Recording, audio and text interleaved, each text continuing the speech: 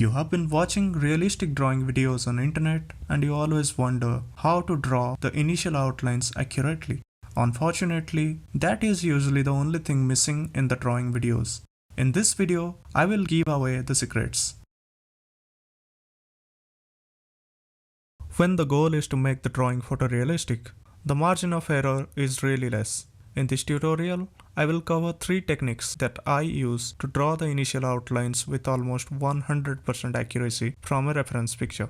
Number 1. The carbon paper trick.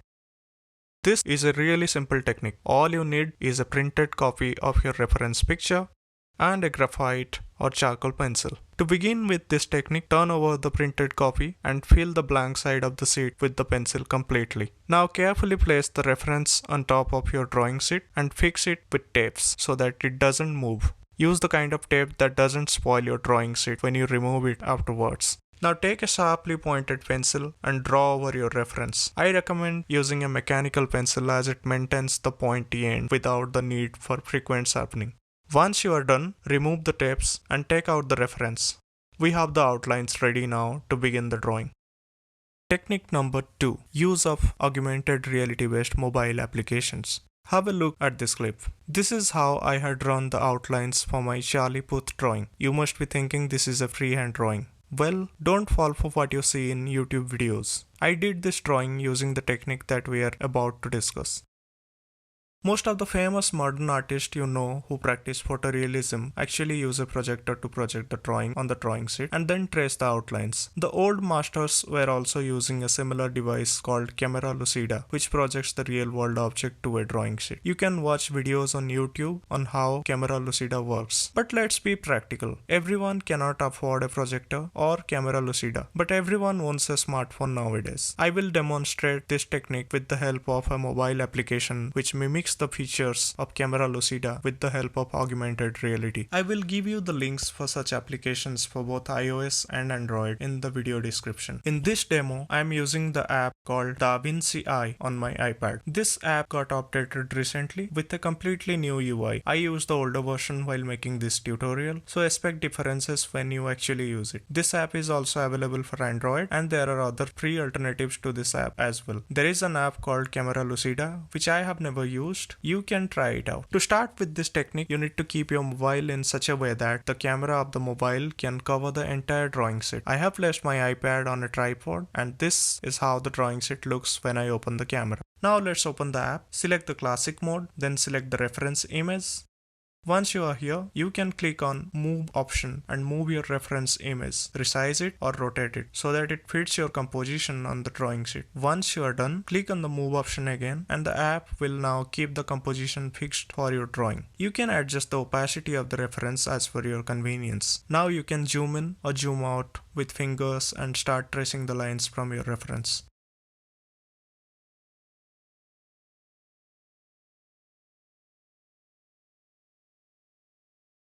We have the outlines ready now to begin the drawing. Technique number 3. Grid measurements and proportional divider.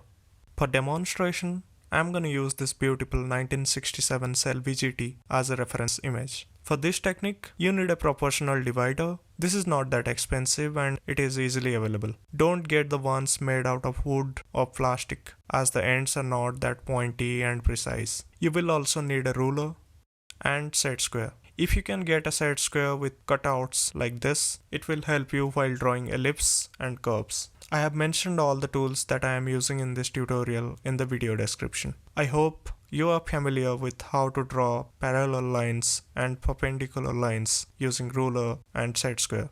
For this demonstration, I am using a software to draw the grid. You can do the same too, but I recommend taking a printout of the reference image and drawing the grid using the ruler and the set square, as it will be easier to take the measurements from a printed paper than a tiny mobile screen.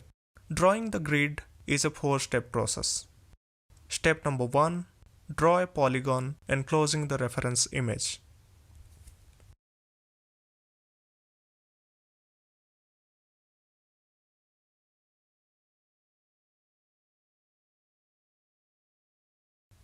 Step number 2. Draw horizontal and vertical parallel lines through the corners of the polygon.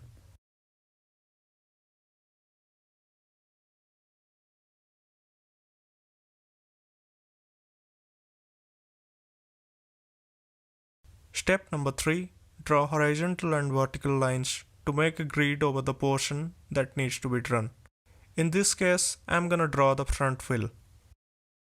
Step number 4.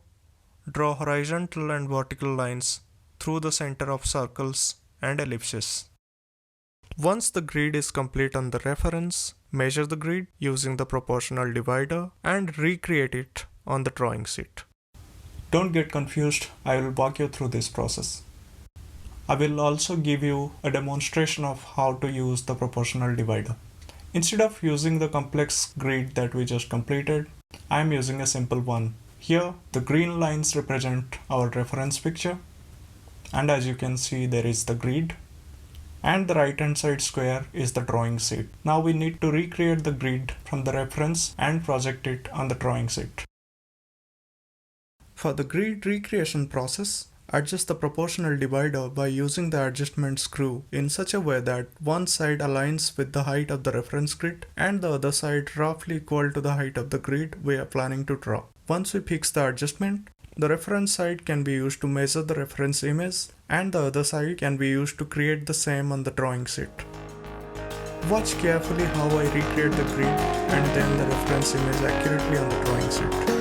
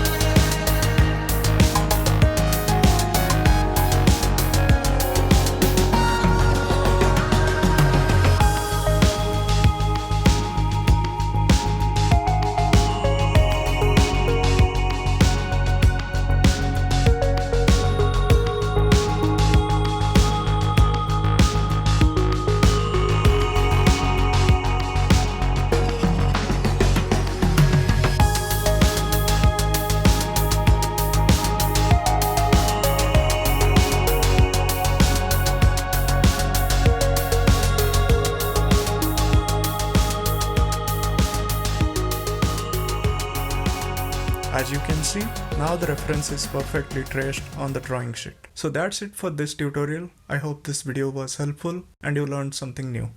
Thank you for watching.